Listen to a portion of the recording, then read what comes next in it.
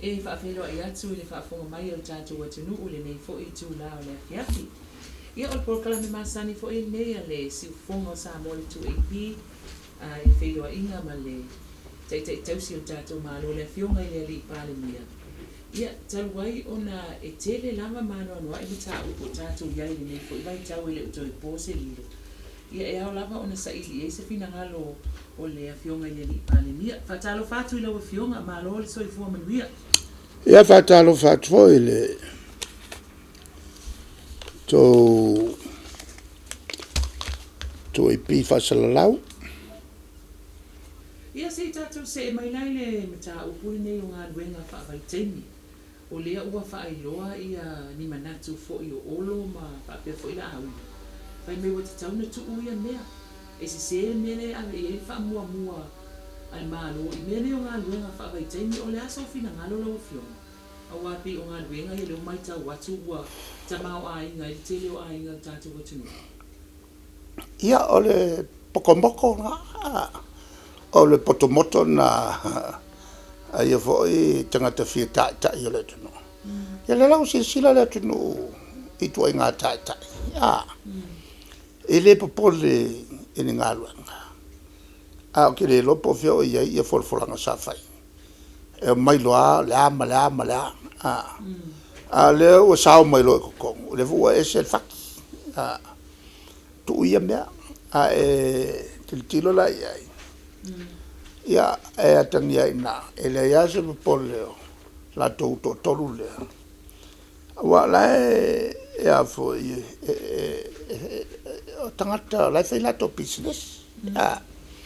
Ele la se me pole la ko la te tele la to tupe o la to whanau.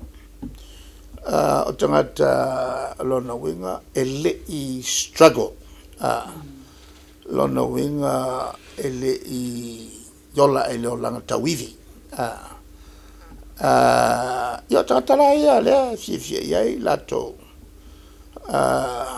sawai lunga ele vaenga la utatai.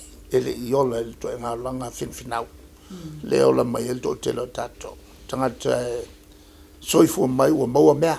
Whai la to business. O ke le whai akula o lai ola le lea la ko business.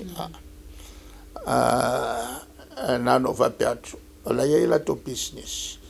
Ili popolea la I whana waisi. La vilanga ngai fia ia la to. Avo I sa o manatu. Ile ko wha ku mamau kang whai ke mea. O sa kaunga vai mai. O lea ua oso whai ia wha malama. O tangata fia maua manuia ia. Ia lea la pe vai mauralo ia. Ia I la tau ia manao. O lea vo o atina e vo il tato tunu le fa il malo. O le mo wenga ruanga. Tuane e nai I business vo tapio la piolua. Business fa I wala. Tapio o le aliki construction. Fa fale ma fa wala. Le la ala langa fia. Fatino ngā ruenga ngai. Wala ma wai ngā ruenga tangata lo tele, ma wai ma lako foi kupi. Le tulanga lana, alai ona nau le malo, le ala foi lana. Le nau wai malo I mo me o wafu foi te tele ia.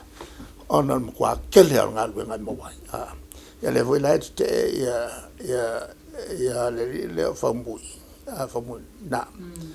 Ona e musu fai na mea ele mo mia la tautu malo la kalongoia ia ke o le ian business. E o le ia lan whanau. O le mele fai ele malo mo tangata lau tele.